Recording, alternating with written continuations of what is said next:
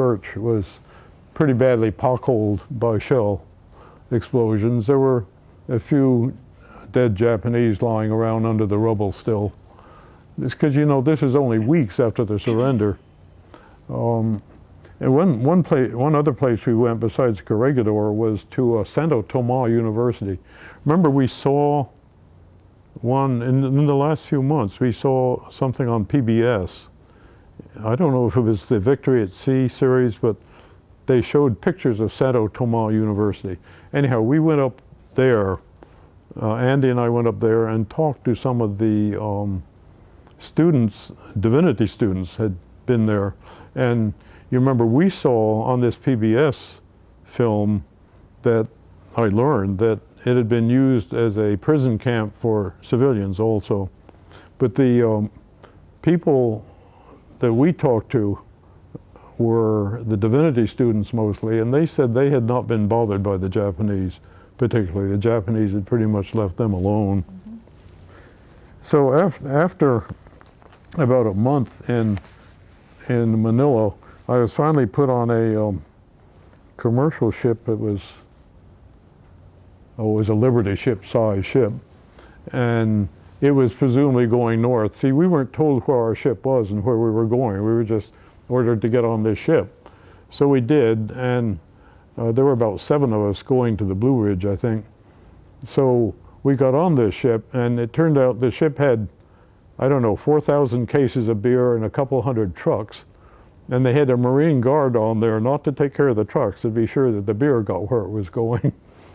And I remember we had, one of the Marine Guards had a leg that had been badly injured, and we got a Navy doctor came out to look at it, and he said, you know, this man has a broken leg. He had fallen down a ladder in bad seas or something. And the skipper was a little reluctant to let him go, I believe. But the other Marine Guards indicated that probably the skipper should let him go. I think the skipper was more worried about the beer than the Marine's broken leg. But that's the first time I ever saw the Marines stick together. And to this day, they still do. Mm-hmm. They never, ever abandon one another. So, was this the ship that took you to Shanghai? No, that ship didn't, actually. It turned out it had its orders changed to go somewhere else. And so we had to get off again in Manila. And, you know, back to the APL. The problem was, of course, that I wasn't getting mail. You didn't get mail until you got to your assigned ship. And so I went 3 months and didn't get any mail from home. And we didn't know what was going on, except from the general news. So I finally got on another ship.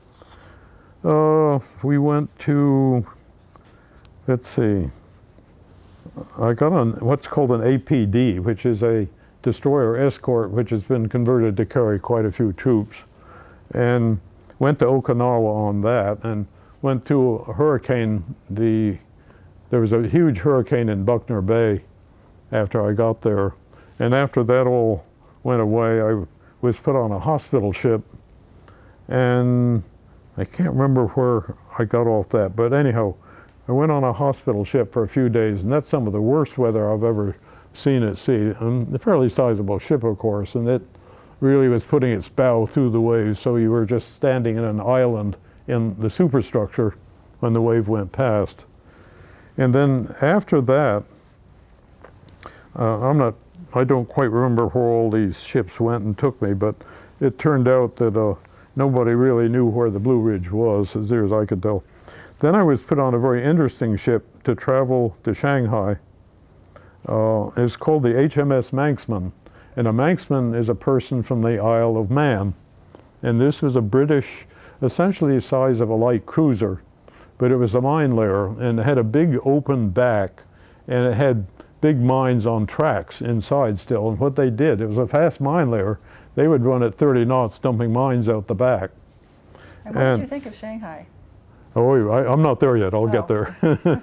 I'll tell you what I think of Shanghai when I get there. But the interesting thing about my trip on the Manxman was first the ship. It had what was called a open fire room the technology was that you had to raise the pressure in the boilers to get, you know, enough oxygen through the flames. And they raised the pressure in the whole fire room, so you had to go in through an airlock to get in. And because it was pretty hot down there, it was about 130 Fahrenheit, you had to wear gloves. You didn't dare touch any metal. And the men who ran the boilers would stand under the blowers where the cold air was coming in, and then run off and do something and then come back. Our ships all had what were called the open fire rooms. They had double case boilers, and they raised the pressure in that double casing. But the British, the ship, they were very welcoming. They wanted my ideas on their radar problems. They were having some problems. The thing I remember most, though, is that they lived off the land, off the sea. What they did was they would throw a small depth charge off the back. These are called hedgehogs, the small ones. And then and this was to kill fish. And interesting way to go fishing. yeah, and then they would put the you didn't use the captain's gig. It was the only boat with an engine in it. Then they would put a boat in the water, and they would row back and pick up the dead fish. But then we'd have fresh fish that night. The other thing that was going on in all of that area at that time was that because of the hurricanes and storms, mines were breaking loose. And you often found floating mines. You'd come across floating mines at sea. And on the APD I was on, we stopped several times and blew up mines with 20 millimeter cannon. We'd stand back, or even the 40 millimeters, we'd stand back like a mile and blow them up. But the British were a little more foolhardy. They told me they used to use, when I was on the ship, they used to use their Enfield rifles or whatever. They'd have a contest and get a few hundred yards away and have a contest to see who could blow the mine. And I was told that they had once pieces of fragments of the case of the mines about the size of a water bottle that you buy at the store, you know, with razor sharp edges on it, coming down, raining down over the ship. So after that, they decided they better stand back and use some 20 millimeter shells to blow them up. The mines were supposed to be safe. They were supposed to be pressure switches that made them safe when they broke loose and came to the surface. But don't count on it. There had been a few ships that had been going to the bottom because they hit a floating mine. I remember one night on the APD, the converted destroyer escort, I was sleeping below deck, and you know the hulls of those things were only about 3/8 of steel. Something really hit the hull, sort of forward where I was. And I thought, oh no. But then it hit again further back. This is at night, and they stopped the ship and looked back with the searchlights. And you know what it was? Can't imagine. A whale. Oh. We had hit a whale. And the problem, of course, was that, and it had been cut up badly, unfortunately, by the screws, so they finished it off with the cannon. The problem was that, of course, you could pick up, when the weather was smooth, you could pick up the floating mines with your radar. But when it got rough, there was just too much sea return. You just couldn't see them, so you took your chances. So that was my time on the Manxman. It left me off in Shanghai. And that night in Shanghai, I was let off at the Bund, it was called, the B-U-N-D, which are the docks on the Huangpu River. The Huangpu runs into the Yangtze. And I was told to go to the Marine barracks for the night, which I did. And then I was put on a destroyer because the Blue Ridge wasn't in Shanghai yet anyhow. I was put on a destroyer which ran north. It ran pretty fast in terrible weather, you know, rolling 20, 30 degrees. Remember the cruise you and I went on? How many degrees did I tell you we were rolling? Right. 2 or 3 degrees. So it was running along pretty fast, and it let me off. We finally got to the Blue Ridge, which was anchored out of sight of land at Taku Bar. Do you know what a bar is? Not the kind you're thinking of. A bar is where the river runs out into the sea, and you know, the sand is brought out and so forth. Anyhow, the Blue Ridge was too big to get in. This was up near Beijing, in north of the Shantung Peninsula. What is that called? That's the Gulf of Pohai, I think, is the name of it. Something Is it like. typical for sailors to be put on so many different ships? Seems like Well, a lot of changing around. Yeah, we didn't really have much to do. We were mostly bored. I mean, that's life at sea, is boredom followed by panic, like when you hit something. Oh, well, we did hit another thing at night, that night too, and put the lights back there, and it was just a boat with nobody in it, you know, like a lifeboat with nobody in it. So we left that. Yeah, being at sea was difficult often because it was noisy. My memory of ships, sleeping on ships, is the sound of steam hissing through pipes, particularly when you're down below deck. You get used to that hissing sound and sleep right through it. But by and large, the food was good on these ships. Even the British had decent food. The food was good. We were bored. We read books. When the weather got really rough, like on this destroyer I was on for a few days, the only thing you could really do was to lie in your bunk, because to move around, you'd never let go with one hand till you had a hold with the other hand. And I remember that destroyer, earlier in my talk, I talked about 4 fire rooms. The destroyers had 4 propellers, 4 screws. Then when it rolled over in heavy seas, the outboard propeller on one side would come out of the water, and you'd hear the steam turbines begin to speed up. You'd hear the whine go up, and then the governors would take over and slow it down. Then it would flop back in the water, and it would slow down. Then the governors would take over and speed it up again. And this would go on both sides, hour after hour after hour. So when it got that rough, feeding the crew was a problem. The galley would put out sandwiches. Sometimes you could, when it was like that, you could walk, but you never let go with one hand till you get a hold with another hand. And sometimes you just crawled. Sometimes you were too seasick to stand up too. But by and large, lying in the bunk was the place to be. What did you think about your fellow officers? Oh, the fellow officers I encountered were of 2 types. They're the Naval Reserve. I was U.S. Naval Reserve. And then there were the USN, the Annapolis graduates, who were in it for a career. And both are very good. The Naval Reservists didn't care much about the, what should I say, the protocol. They did what had to be done and got on with it. The U.S. Navy guys USN guys from Annapolis tend to be a little more rigid, I would say. But you know who the very best officers were that I encountered? Coast Guard officers. The Coast Guard was combined with the Navy during the war, and the Coast Guard officers were fairly mature. They were not, 20-year-olds like me. They had a lot of sea experience and fairly calm, knowledgeable, and so forth. And you would very often just see a Coast Guard officer in your crew.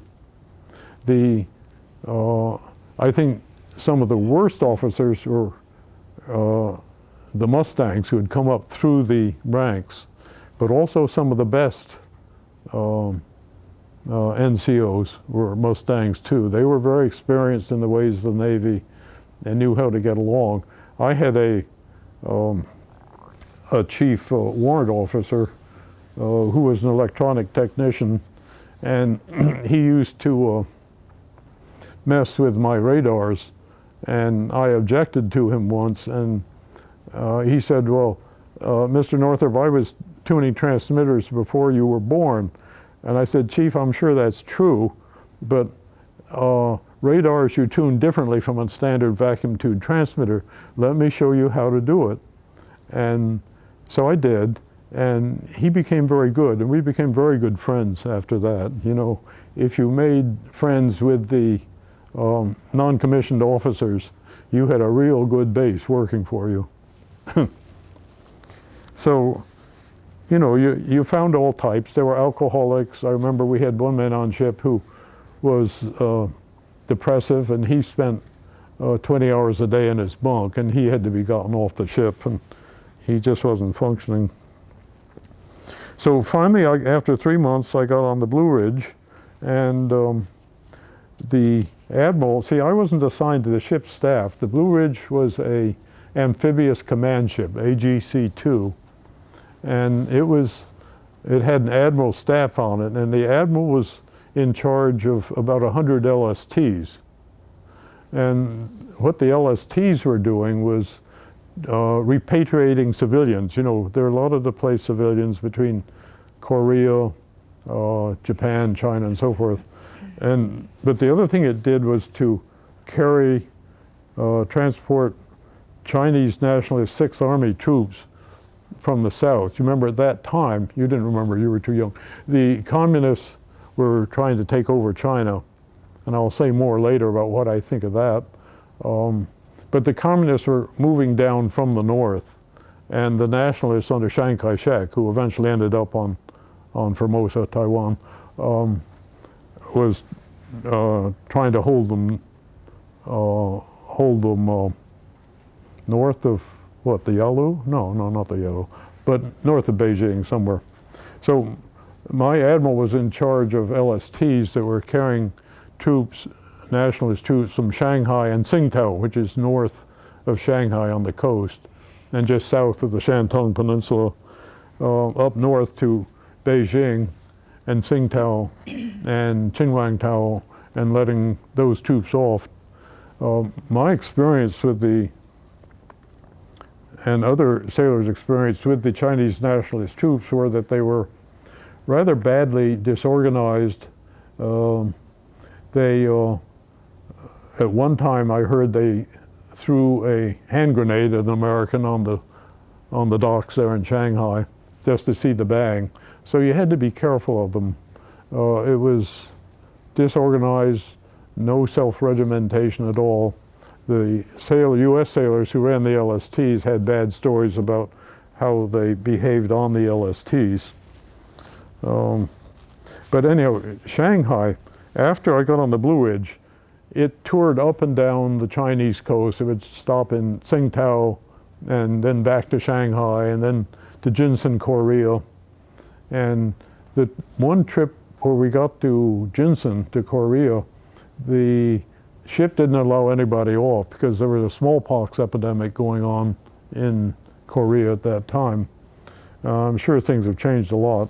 Shanghai, we got ashore occasionally there. You know, we had reasonable shore leave. And the main road, I believe, was Nanking Road, which came down at right angles to the Huangpu, to the docks. And we would walk up and down Nanking Road. In those days, there were mostly rickshaws, you know, pulled by guys in ragged clothes who probably had a short, hard life. You'd see, well, I remember the dirt and the poverty and the disease. That was my principal memory of Shanghai and of all those Asian cities. And my feeling about the communists was, if they would get this place organized, wonderful, more power to them. I think communism has some things to be said for it in that sense, in that when countries are in terribly bad shape, as China was, and needed some regimentation, they could supply it, but too much of it. And of course, the communists are still in Shanghai, and so far as I know, no communist dictatorship has ever produced a highly successful, desirable country. So we were back and forth in Shanghai. I remember going into the old Chinese city and seeing what looked like, oh, and there were flies everywhere, but seeing stacks of what looked like heads of hogs had been flattened, piles of them, and flies crawling all over them. The owners were trying to sell them, I guess, before the flies ate them up. But it was bad. And there were disorders sometimes among the sailors or between the sailors and the native Chinese. The shore patrol, which I went ashore on a couple times, was capable of handling most of the problems. But when the disorders got really bad, and I'm not trying to say who was at fault, or also it was a combination of haves and have-nots, you know. But when things got really bad, why, the Marines would come out with their submachine guns, and they never fired them. They just came out with the submachine guns. That was the prehistoric equivalent of the AK-47, I guess. So my memories of, we were tied up in the Huangpu, just off the Bund, the Blue Ridge was. The bumboats that the Chinese lived on would fight to get under your garbage chute. So when you dumped the garbage down the garbage chute, they're supposed to go in the river, they would get all the garbage and they could go through it and get food. But a lot of poverty, the babies, you'd see flies crawling on their eyeballs, which I think results in trachoma some kind sometimes, and it was just not a happy situation. I did spend New Year's Eve, no, December 30th, 1945, we were there, and I was ashore till about 10 o'clock. And then I had to come back because I had watch on the ship. And incidentally, on the Blue Ridge, they had enough electronic technicians. They didn't really need me.